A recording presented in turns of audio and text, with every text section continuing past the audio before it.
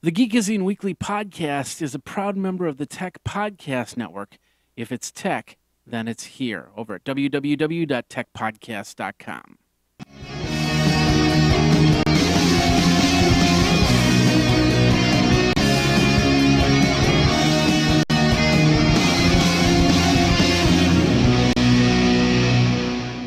Ladies and gentlemen, boys and girls, children of all ages, this has been a very frustrating few hours, but ladies and gentlemen, we have the Geekazine Weekly Podcast all ready to go, and maybe if we get this all going, I'll be a little bit more sane, but we've got a lot of cool stuff. We're going to be talking about iPads and iPods and iPoods and everything, all poods and Zunes and HP's new strategy and guys hacking Times Square and all that. So, ladies and gentlemen, let's get started with that scrubby. Welcome to Geekazine, a weekly audio magazine for the geek in all of us. Now, here is your host, Jeffrey Powers.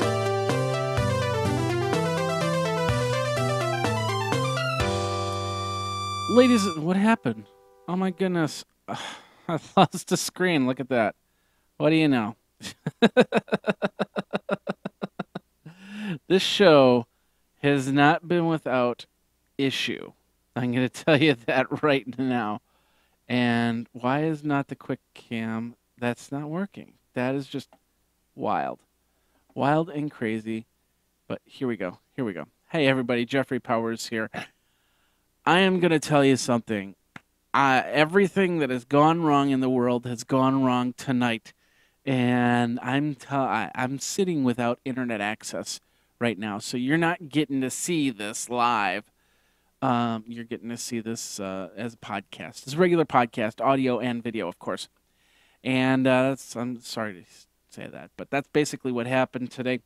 It's been a very, very long day. It was a great day of meetings and talking with people and actually talking about a cool sponsorship opportunity. And we got all that done, and I'm really happy. I was really excited, and it's like I went and I met with a friend and talked with a friend and over dinner, and it's like, okay, I'm ready to do this podcast. And I came down here, and I was going to get ready, and the internet was dead. Completely dead. Just gone. Bye-bye. So Charter, which is my internet company, they had some problems. Now, we got brand new modems about 2 months ago. And there's some feature, I know there's some feature that they're trying to implement in these new routers that would give you a better experience or tie down things. I don't know what they're planning on doing with it. But I tell you, the internet connection that I've had with this new router has been not great. I mean, not totally great. I mean, I've been able to surf. I've been able to work for the most part, but they go, I guess, back at their hub where they're fixing the routers and stuff like that.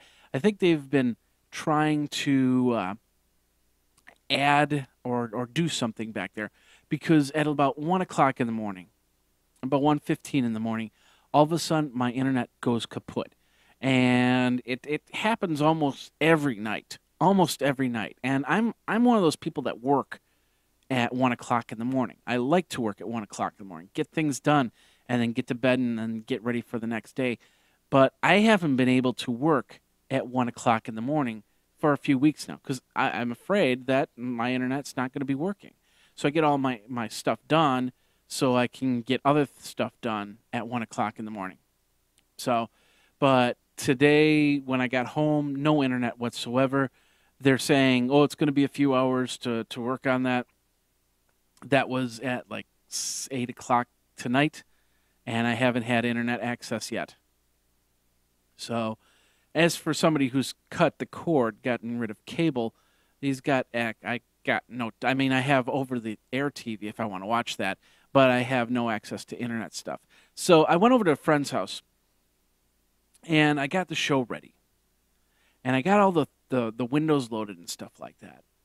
So I came back here, and I sat down, and I got everything ready. I got all the programs loaded up and everything like that. And I pulled up the laptop, and I turned it on, and I don't know what happened. It just completely crashed. And I had to reboot. So I just like, "Ugh, really?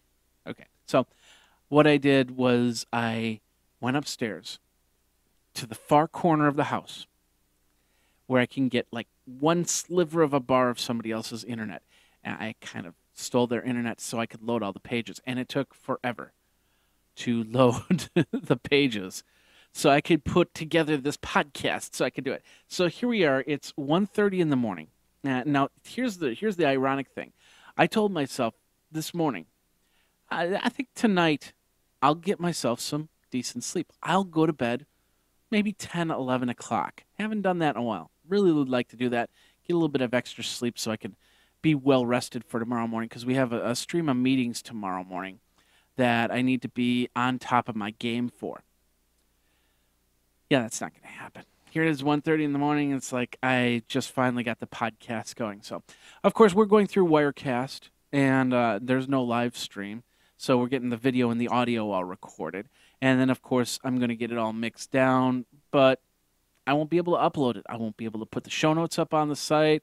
I won't be able to do anything. So I'm stuck here until I can get to a source where I can actually upload the video. And I'm not going to put the laptop in the deepest, darkest corner of the house to glom off of somebody else's Wi-Fi just to upload this file. I'll just have to do it somewhere else somehow and get it up there. Or maybe tomorrow morning my internet connection will be back online. I don't know. We'll see what happens. But right now, I'm in the dark. I'm in the internet dark right now, which is kind of sad. So it was a very productive day, but the end of the day turned to be not as productive, and I'm kind of sad on that. So, but what can you do? You just gotta keep going and see if tomorrow comes with another day. I'm really bummed about this. I had the new setup, and I was gonna do some stuff, and all of a sudden it's all gone off of there. So let me see if I can change this. I can see why that's doing that. There we go. There we go. Oh, and then I have to just add that. Okay. Okay, hold on one quick second here. And then I'm going to do this. And then I'm going to do that. And there we are. We're back. Save that. Hopefully we're not going to crash anything. Yay! There we go. It's one thing after another. It really is. So anyway, 60, and then of course you're listening to the audio and you're going, well, what just happened? You just that and that and that and that and that and that. This is all video stuff. So Jeffrey Powers here, Geekazine.com, 608-205-4378 or geekazine@gmail.com. Now you know what happened to me in the last 12 hours. So I apologize for getting all that, telling you all that, and you're just like, and I'm like, oh, anyway. So, hey, it's been a very interesting, very fun week here at Geekazine. Of course, I didn't get to go to South by Southwest, and I'll tell you something. I was a little bit bummed about that. And the reason why I was a little bit bummed about that was because last year on this date, if you remember, I made a little video, and it's called Things to Do in Denver When You Miss Your Flight. And the story goes that last year I went to San Francisco for an HP Tech Day. And I was routed through Denver to get home. And this was the weekend of South by Southwest last year. And it was the 13th or 14th, something like that. I was sitting in Denver's airport. And, of course, I missed my flight because it was raining in San Francisco. And I flew out, and the plane was late. It sat on the tarmac for like 15 minutes before it finally docked. And I thought I missed my flight, and nobody was there to tell me, go this direction. So I started walking, trying to find a counter to find out what the thing was, and then I heard over the overhead, you got 1 minute to get to your plane for Madison, Wisconsin. It's like, where do I go? What do I do? I have no clue. So I got stuck overnight in Denver airport. And at that point, I was really trying to, I should have just said, hey, get me down to Austin. And I'll figure my way home some other way. But I made a pact to myself that I was going to go down to South by Southwest the next year. It was a promise I made to myself. And I had everything lined up. I had sponsors going ready to go. I had ideas and things this and that. But the main sponsor was the key to this whole thing. And the main sponsor called like 2 3 weeks ago and said, "We can't do it." And I go, "You got to be kidding me!" No, sorry, can't do it. And I was just like, that was it. I was really bummed. So, um, I don't want to talk about the sponsor bad about the sponsor. All I'm gonna say is that everything just kind of fell apart at that point, and it was really the big thing was I didn't have a hotel. That was the only thing that I didn't have was the hotel to stay at. I had to wait down there. I had a connection to. I wasn't going to go into South by Southwest because I didn't get the media pass, but I was going to do everything else. I was just going to be part of it and get into the shows and stuff like that, and go to Dig Nation and go to Mashable and this and that and the other thing. But it just didn't happen. It just the only thing that it's just that I missed a promise, and it just kills me inside. But it's not going to happen again. Next year, South by Southwest, it's going to happen. I'm going to be there. Uh, Blog World, I am working on getting to Blog World New York. I'm not sure if I'm going to do both Blog Worlds this year, but I definitely want to do Blog World New York. I'd love to do Blog World LA if I can find the right sponsors to get over there. But I'm trying to find some other stuff. Dragon Con, I'd love to do Dragon Con, but there's one small problem with Dragon Con, and that is they decided to have Dragon Con over Labor Day weekend.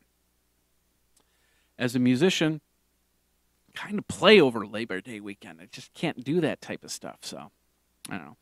Anyway, so that's what happened with South by Southwest. A lot of friends of mine were tweeting out there, and I was just like, I was basically drooling. And now it's all over, so got to move on. But the reality is, it's not that I haven't had some great opportunities to do different things in this last year. I mean, I went to San Francisco. I went to Austin November. I went to Dallas in January to check out the Superdome. I've been to Tennessee. I've been to Vegas a few times. I've I've traveled this land pretty well for what I do. And it's just when I make some plans to do something, I'm really hoping that I've got all my ducks in a row, and I'm gonna make it happen. It's gonna happen. So anyway, just checking my internet connection. It's still down. Doesn't matter to you. You're not seeing this anywhere. I'm not broadcasting anywhere. Of course, everything is getting recorded and put up once I do have a internet connection to put everything up. So let's get into the sponsors and get into your show here, because then I can go to bed and get some sleep. The new Luxor, deals start at $40 a night. Get to the point. If you're going to Las Vegas, of course, they helped us with CES and get us rooms, so we didn't have to delve in our pocketbooks that much and go from there. So if you've never stayed at the Luxor, it's a pyramid in Las Vegas, and of course, once you get off the plane, especially at nighttime, you see it, and it's like, that's my hotel right there. So, but they have some great stuff. You can catch Chris Angel, you can catch Carrot Top.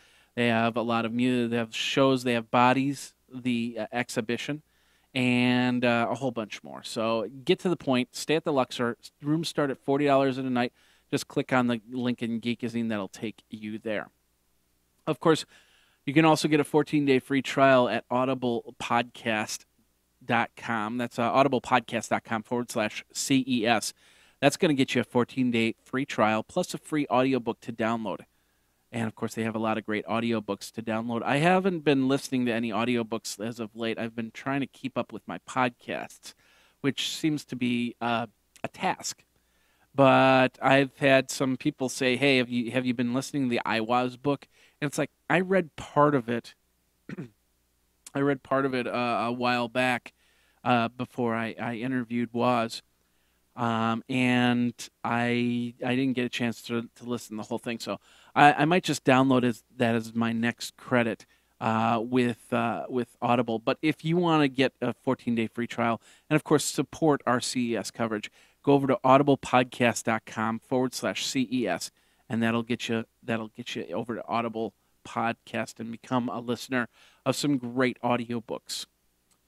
Of course, GoDaddy has still got the checkout CES25. If you're a brand new customer to GoDaddy, put in CES25 at checkout. That's going to give you 25% off of anything. If you want to buy a domain, if you want to get some shared hosting, if you want to get an SSL certificate, you get 25% off. So remember CES25. And of course, we also have some many other codes over at Geekazine. Go over to geekazine.com, and it's like geekazine.com/about/sponsors. And that will get you all our codes. We got some shared hosting if you are a member of GoDaddy, if you've done stuff with GoDaddy. Pod 150 gets you 10% off of anything. And then, of course, our main sponsor, Backup Now, Backup Often, Backup Offsite with Mozy.com. They've increased, I talked to James over at Mozy, they've increased the code to 15%. So if you use the code GEEK, GEEK gets you 15% off. Now, if you get the Mozy deal and you get the code GEEK, I want you to send me an email. I want you to send me, let me know what you've been downloading, what you've been backing up on Mozy's service. At the end of the month, we'll draw a name and give a couple free months of Mozy service to that winner. And we'll be doing that I'm going to try and do it every month and go from there. But Backup Now, Backup Often, Backup Offsite. Save your pictures, your documents, your life from theft, from fire, from floods, from anything. And that's over at Mozy.com. You use the code GEEK, that gets you 15% off that already low price, which just starts at $5.99 a month. So 15% off, you're paying like $5.25 a month. Can't go wrong there. So geek at Mozy.com. Of course, check out Snorg Tees. We're going to get some new T-shirts, and I'm going to show them off at the 5 Tech Things You Should Know. So go over to snorgtees.com. Of course, go to Geekazine, click on the link. And then, of course, check out the Geekazine store, of course. All right, there's a lot I've been missing here because I'm so discombobulated right now. But let's get into the news before this whole thing crashes again, and I got to start all over again. I don't want to do that. And, yeah, go from there. So let's, where are we? There we are. Let's start over at Tom's Hardware. There is a company, and the company was called iFixit, and what they did, of course, they got the new iPad 2. And really quick question, did you get an iPad 2? What do you think? Did you like it? Did you not like it? Well, let me know over at geekazine@gmail.com or 608-205-4378. They bought an iPad 2, and you might be upset with them because of the fact that they just took the whole thing apart. So you might have been standing in line, you didn't get your iPad 2, and you're really disappointed. Now you look at this article and you go, wait a minute. Oh, my God. That could have been my iPad, and now it's in pieces. That's not fair. So I'm guessing that they put it back together and they went from there. So I don't know. It does look pretty cool. Of course, there's many different companies out there that tear apart the iPad to take a look what's inside. They want to see how it ticks. They want to see how the cameras are put in. They want to see what technology is in there. They want to find out how much each piece costs. So they can turn around and tell you, hey, this piece costs this much. This piece costs this much.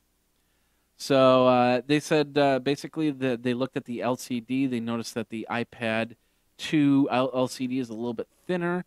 They found a 3.8 volt, 25 watt hour battery, whereas the iPad 1 had a 24.8 watt hour battery.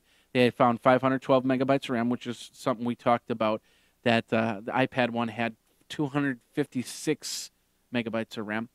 It had the 1 gigahertz dual-core Apple A5 processor, a Toshiba 16 gigabyte NAND flash, Broadcom microcontroller, and a lot more. You can look at all these details over on tomshardware.co.uk. Of course, we got the show notes, and we link to that over there. So that's going to give you the full teardown. And that's over at Tom's Hardware. All right.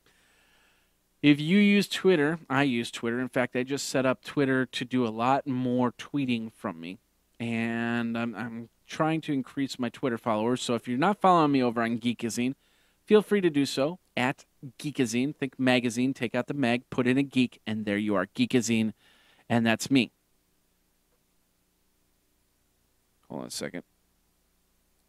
Just levels looked a little weird. Anyway, Twitter has announced that they get 1 billion tweets every single week. And so, of course, Twitter is celebrating their 5th birthday. I think it was March 13th that they celebrated their 5th birthday. So happy birthday to Twitter. And, of course, they're talking about their growth and their usage.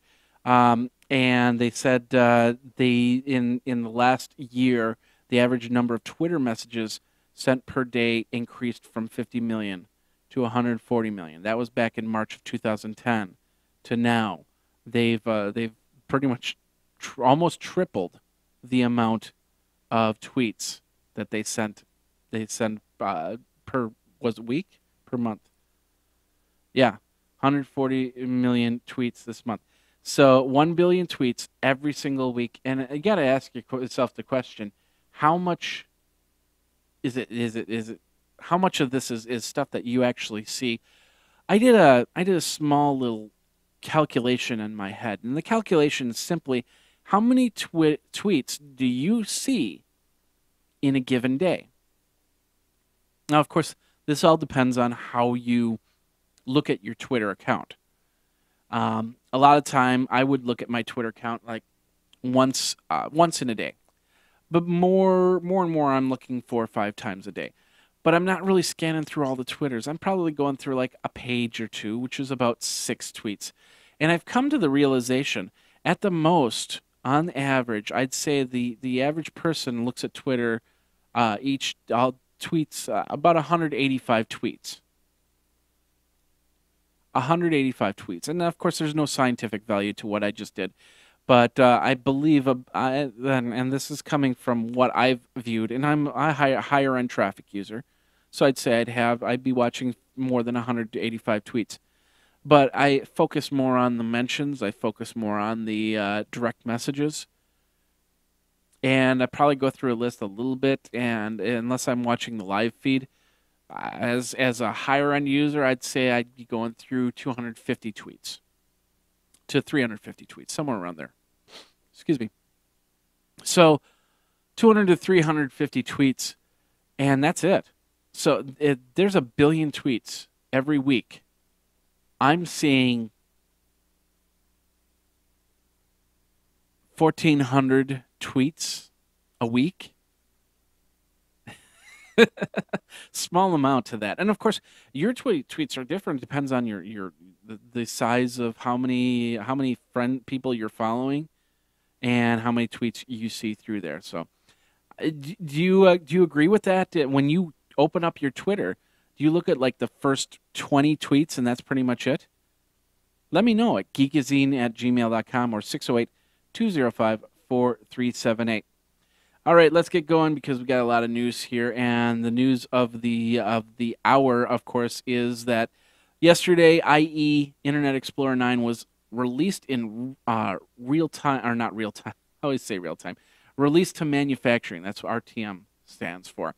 Now, if you are not a geek, I still tell everybody this: a brand new browser, give it a week or two. If you're not an IT geek and you don't want the latest and greatest, then just wait a week or two.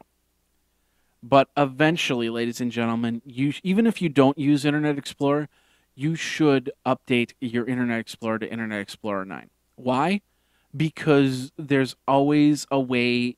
If there's security problems with Internet Explorer 8 and you don't upgrade it, then there's still problems with Internet Explorer 8.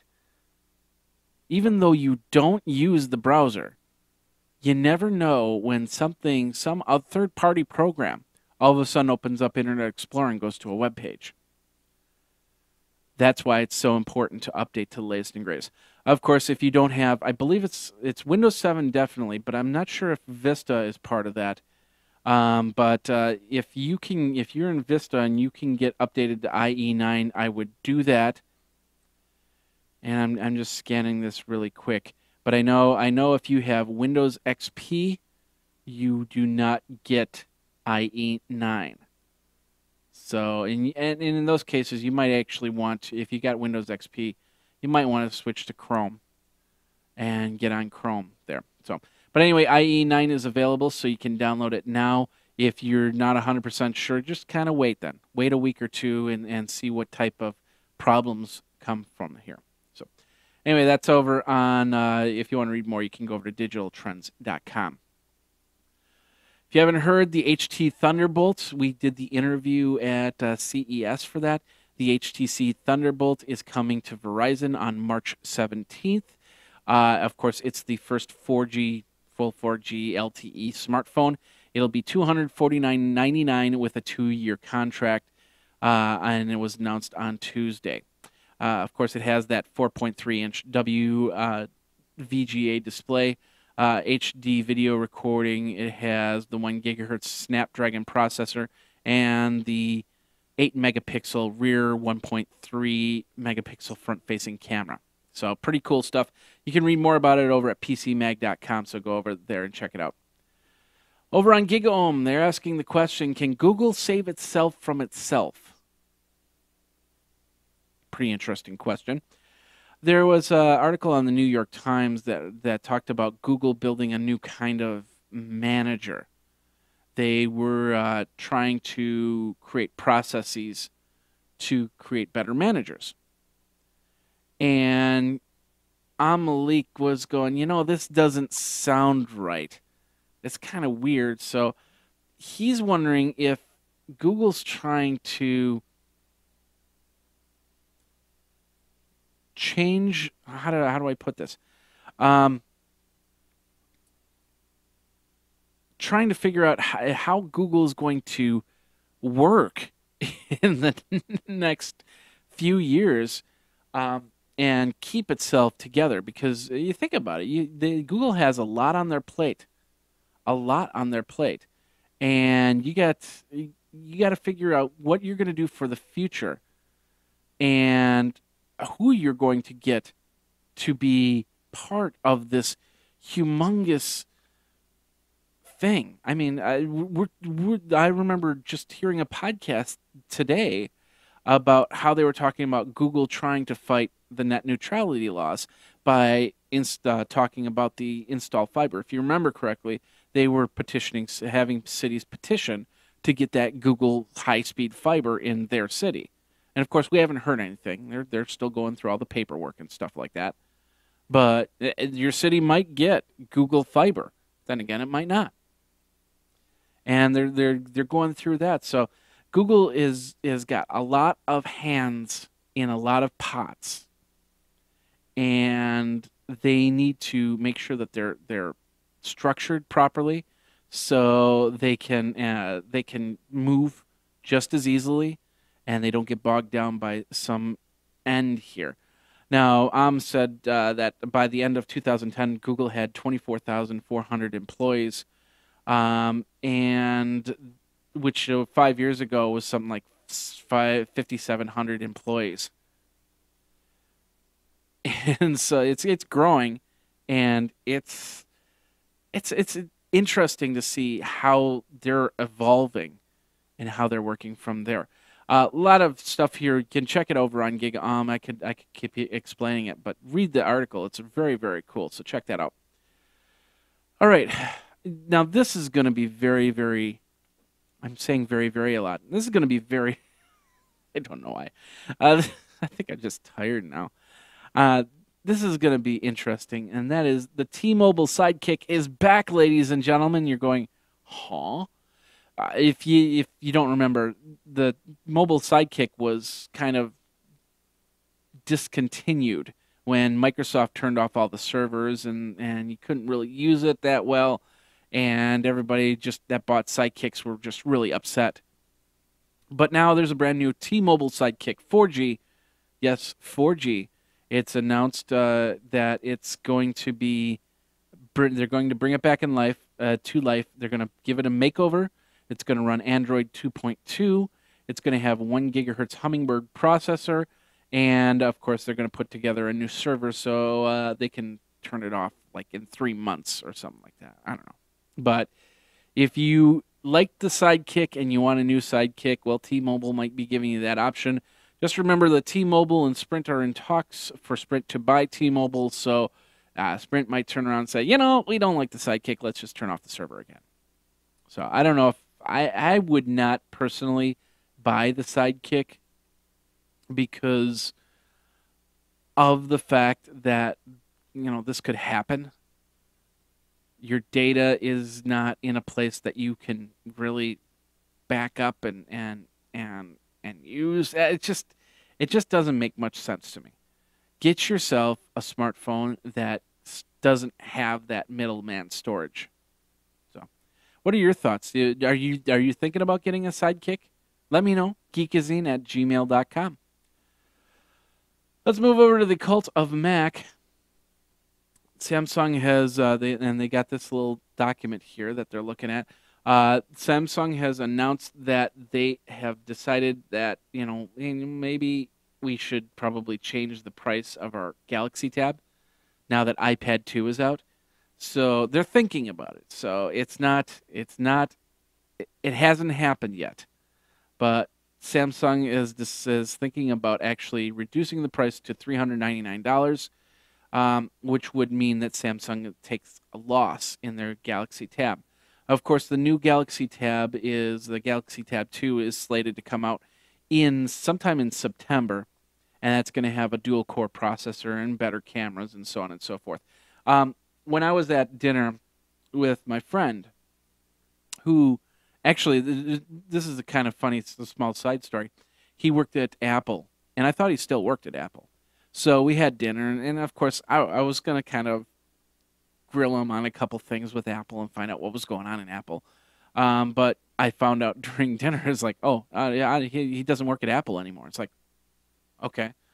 Which changes the timbre of the conversation, especially because of the fact he didn't get another technology job. He's actually just kind of hanging out and just kind of relaxing right now. And then sounded more like he wants to get into a community service type role, which was really cool. But then we started talking tech, which was something that he apparently missed talking about, because we went into some pretty intense debates about different things like tablets, and he wasn't too big on the Samsung Galaxy Tab.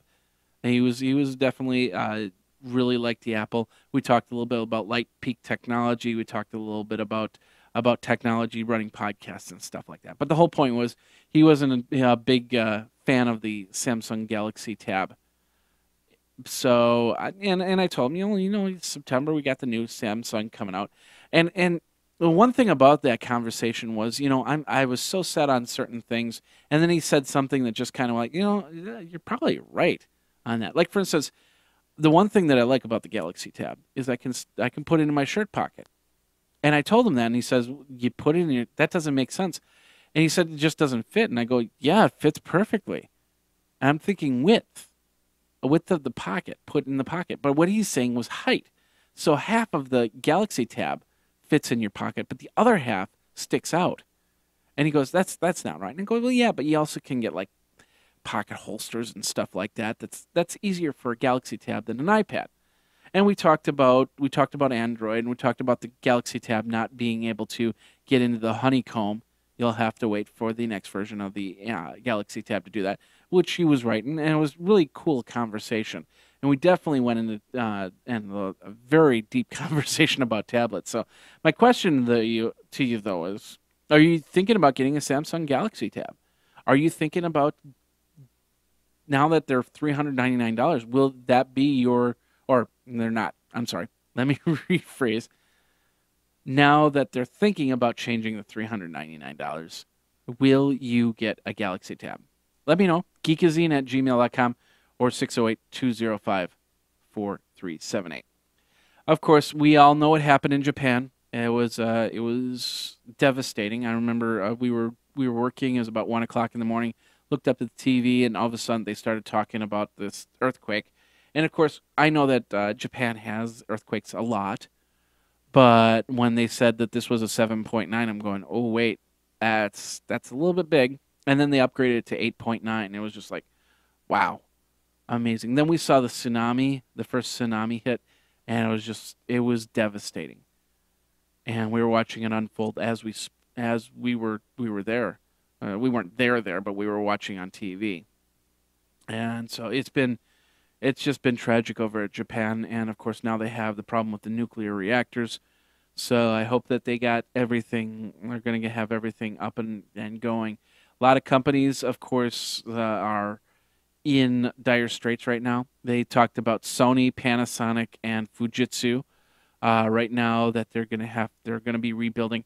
And you got to remember, even though they weren't in the epicenter of the quake or the tsunami, because they were more in northern Japan, I believe it is, than over on the shores.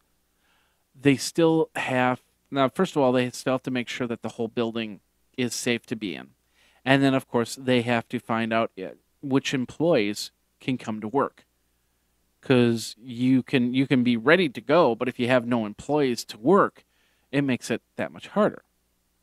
So, anyway, our heart goes out there. Of course, go to the Red Cross and donate some money, so these victims can be helped and rebuild. Because there was a lot of houses. Watched as these cars just were floating down the water. It was just amazing. Anyway, we talked about Sony. We talked about Fujitsu. Two things. LED technology is going to be affected. Pretty sure of that.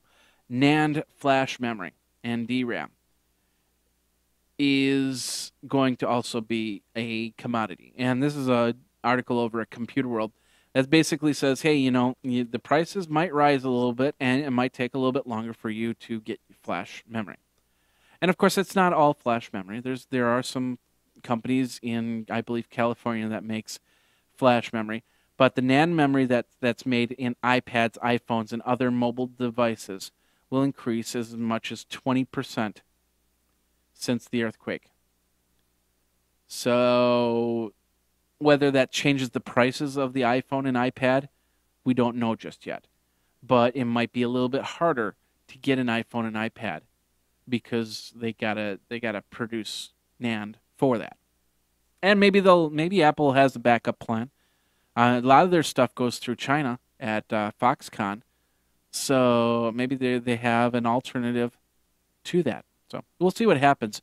But in the meantime, the one thing it's a lot of technology. Sony, if you're a Sony fanboy, you might have to wait a little bit longer if you have to get a new Sony device. So we'll keep an eye on that. We'll let you know. Of course, Computer World is where we get that article from. All right. If you haven't heard, Microsoft is going to stop releasing new models of the Zune.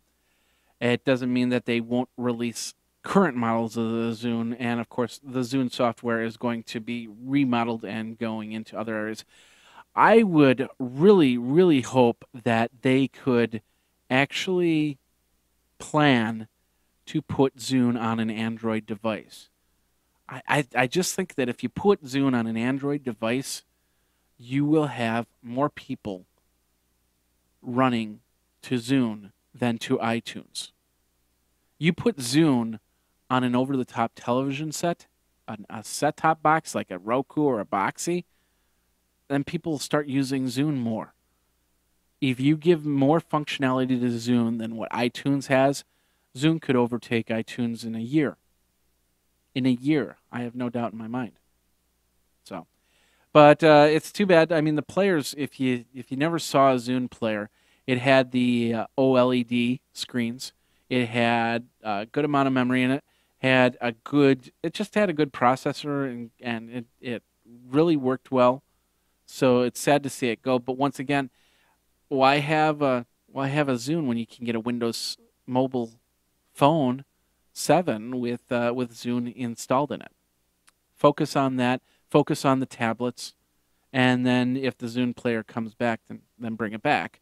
But right now, get those focuses and go from there. So anyway, if you want to read more on that, that's over at Bloomberg.com.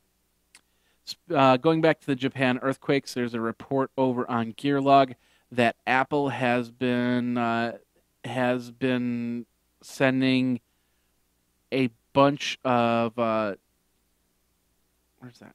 Why isn't it coming up? There we go. Hold on a second. Kevin Rose from Dig said that he was really impressed with the response last week on the earthquakes and how the staff is providing stuff for the people in Japan. And many anonymous employees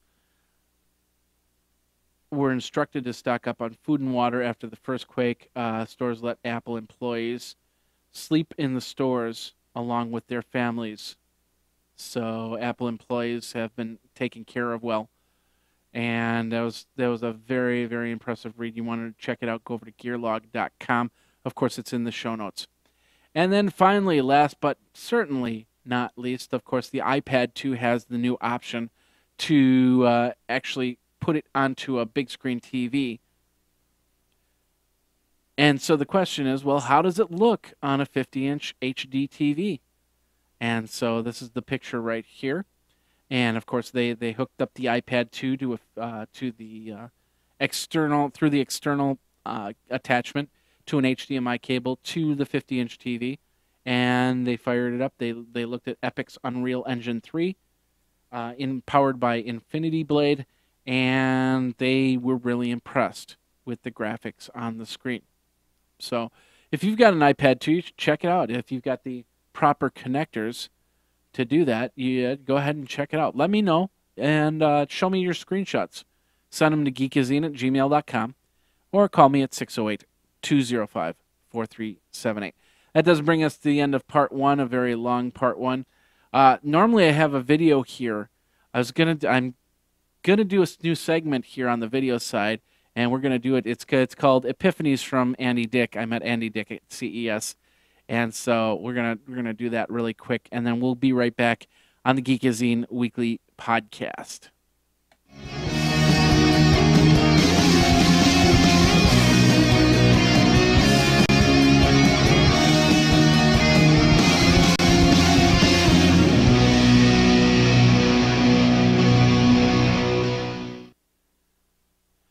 And now, Epiphanies by Andy Dick.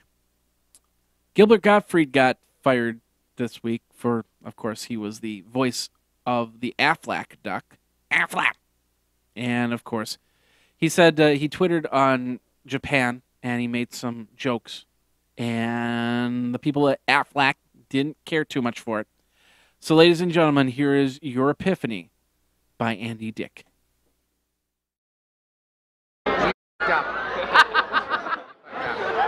I'm looking at the light, but it's right there. Yeah, it's right about here. You f***ed up.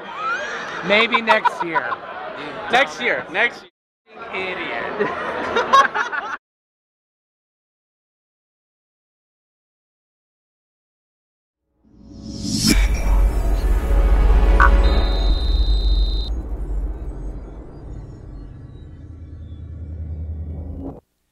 And, of course, that was Epiphanies by Andy Dick. We met Andy Dick.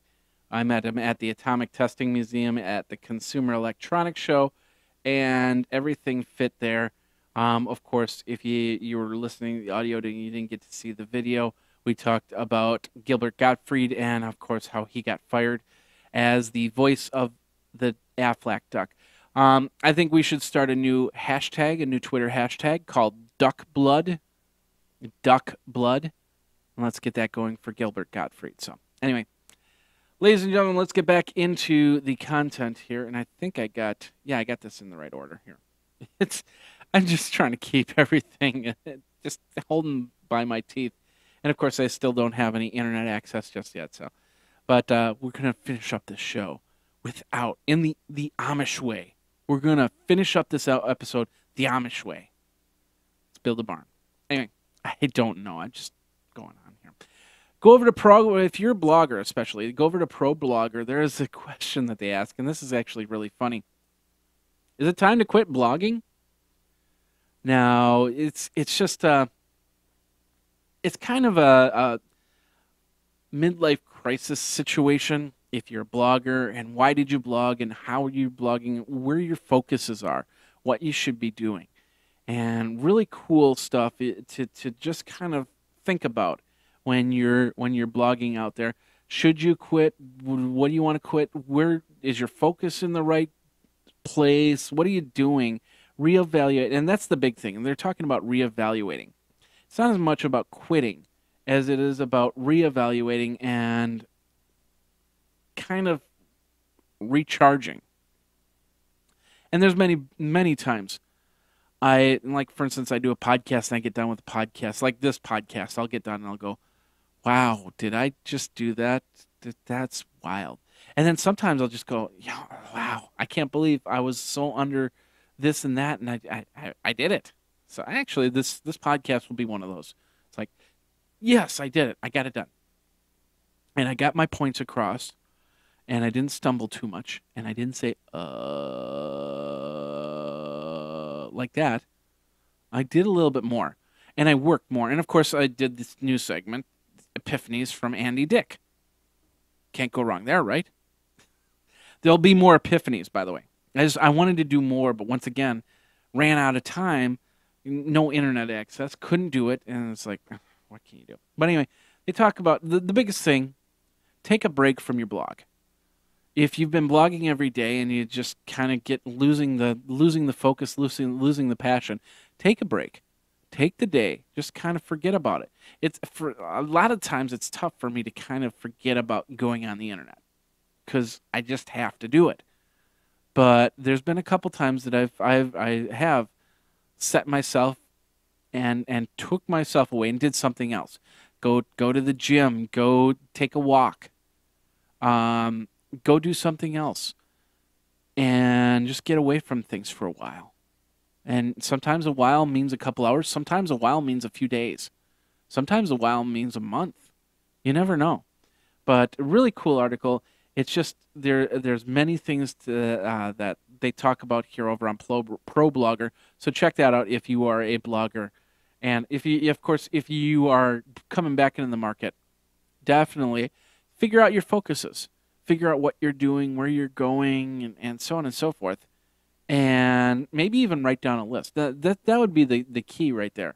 Write yourself a list of 10 things that you want to convey in your blog. And of course, you can have subcategories. You can break it down even farther. And of course, if you want to do 15 items, you're fine. But break it down, and then look through the stuff. If you're going to blog about something, look at the list and say to yourself, does this article fall in this list? Yes or no? Should it fall in this list? Should I add an 11th category? Did I miss something? Because that's okay. You can miss something. It's okay.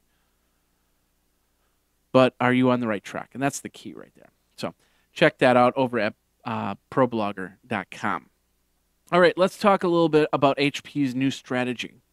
CEO Leo Apotheker, I think that's how you pronounce it. I haven't met him yet. I'll meet him next week.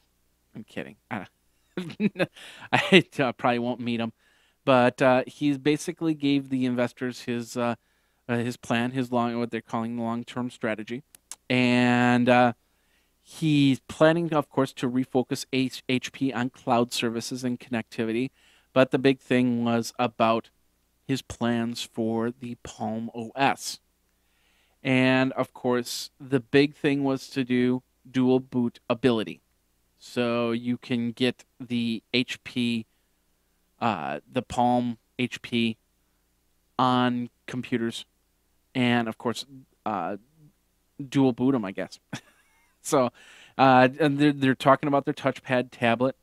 And how he would put that into everything. The one thing, and I've been saying this from the beginning, the web OS software needs to be in servers, needs to be in printers, needs to be in tablets, needs to be in phone devices, needs to be in everything that HP makes. And these are interfaces to do things. It should be running the interface on the printer. It should be running the interface on a server. It should be running the interface on your desktop, on your tablet, on your smartphone, on your next device, your MP3 player. Anything that HP comes out with should have that web OS on it. And it should be a companion, which would mean that you could turn on your computer and get into WebOS or get into Windows 7. And then when you're in Windows 7, run a program that'll get you into WebOS. And that WebOS will control everything. It'll control your printers, it'll control your servers, it'll control your tablets, it'll control your smartphones that have WebOS on it. And make that the interface that is everywhere. So that's what HP needs to do with their tablets, with this WebOS software. Of course, the WebOS software, if it's old and outdated, then throw it away. It'd turn out to be a bad purchase, but you throw it away. You just kind of ditch it and start anew. I mean, think about what happened with Apple. Apple OS. Steve Jobs came back and said, "Here's next step. Here's the next version of Apple." Core changed. Windows has changed the core of Windows a couple times. First with XP, now with Windows 7. So it's not always the best thing to have what you had 10 years ago. It's great to have the patents because you can work off of that, but not great to have the technology. So HP, of course, there is a lot of struggle in HP. They have two divisions that really don't talk to each other.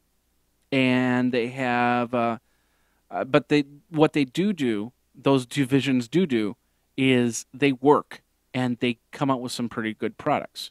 I mean, my laptop is an HP laptop, and the only problem that I have with my HP laptop is the only thing that I didn't like about it, and I still don't like about it, is the fact that it doesn't have a latch. So when I close the lid, it doesn't latch. It just sits there. And I've learned to accept that. I'm good with that. Actually, there's another quirk I have with my laptop, and that's the fan is sitting on the bottom of the laptop, not on the side. That's the other quirk I have with that. But other than that, I've been running this laptop. It doesn't give me any problems.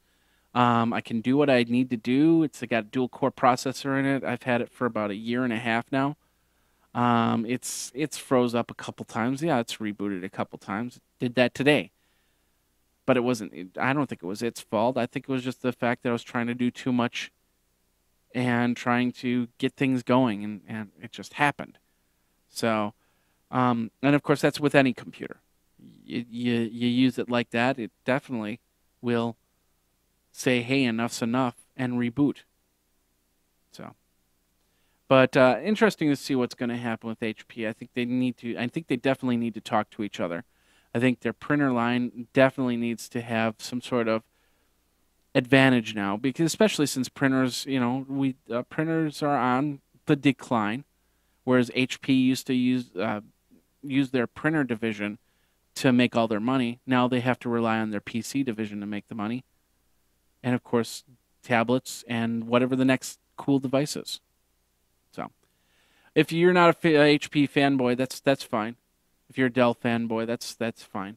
Dell's kind of in those same positions.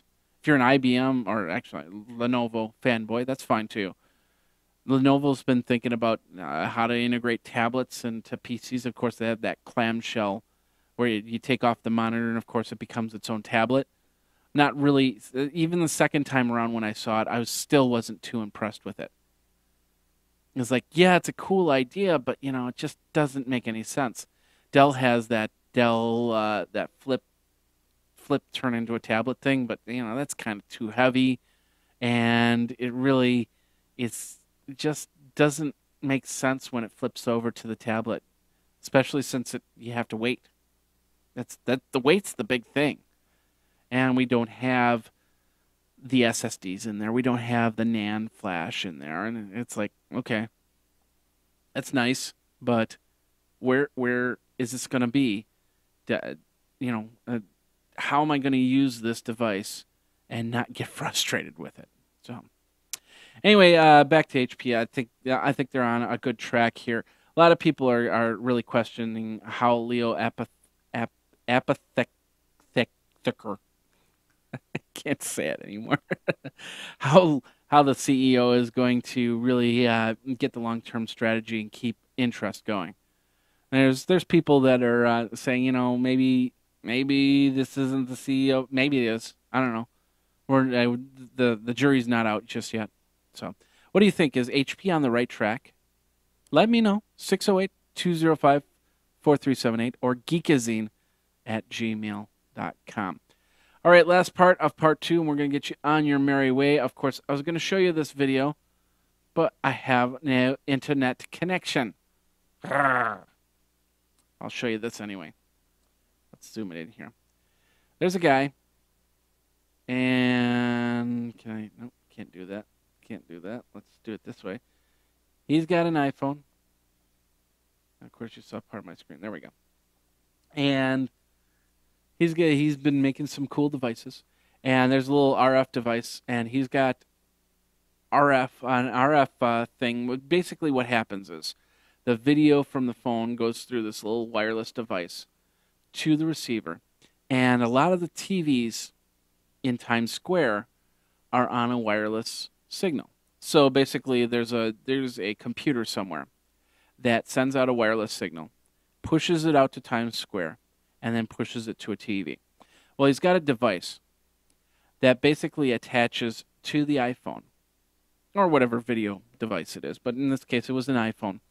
And he basically walks up to these TVs and puts this hack wireless receiver in its place. Just kind of sets it right next to the TV.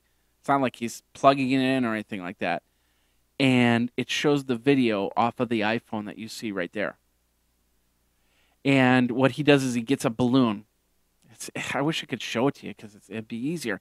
But what he does is he gets this balloon and he ties this device to it. And then he floats it up in the air, and then to one of the big screens up in Times Square. The big 108-inch screen, or 200, whatever the size is. And he starts playing the video on the iPhone. The guy's just standing on the ground, like maybe 75 to 100 yards away. And he's playing this video, and all of a sudden the TV just flashes a couple times, and then all of a sudden the video's on the screen. I have a feeling that somebody is going to be looking at that and going, we need to figure out some way to encrypt that so that doesn't make that easy.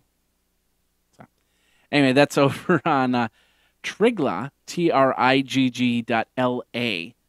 And I've never been to this site, so once again, if you see any problems, let me know. Of course, we will change the links on that, but not right now because I have no internet access. Still don't have any internet access. What can you do? Anyway, ladies and gentlemen, boys and girls, children of all ages, that is the Geekazine Weekly Podcast. I think what I'm going to do is I'm going to try and get the audio up tonight, and then of course the video up sometime tomorrow once my internet connection comes back up. But hope you liked the show. If you did like the show, let me know. Geekazine@gmail.com. If you didn't like the show, we'll call the number 608-205-4378 or geekazine@gmail.com. And we'll go from there. Of course, go and check out the other shows. We have the 5 Tech Things You Should Know About. We have the OTT over at ott.geekazine.com. And, of course, the Day in Tech History, which is a rundown of tech history every single day of the week, 365 days a year. Unless it's a leap year, then it's 366. So, anyway, that does bring us to the end of the podcast. It's now 2:30. I'm getting really tired, and I still have to do some post-production and figure out how I'm going to upload this. So, ladies and gentlemen, that's the stuff. That's what I do for you. That's what I do, how I work for you, help you out so you get all that cool information. So thanks a lot for watching. Thanks a lot for listening. Thanks a lot for sleeping through the Geekazine Weekly Podcast. I sleep through it all the time. I'm going to leave you on the video side with one more epiphany from Mr. Andy Dick, and we'll go from there. Thanks a lot for watching, and we'll see you next time. Take care.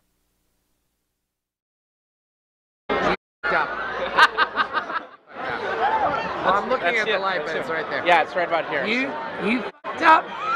Maybe next year. Next year. Idiot.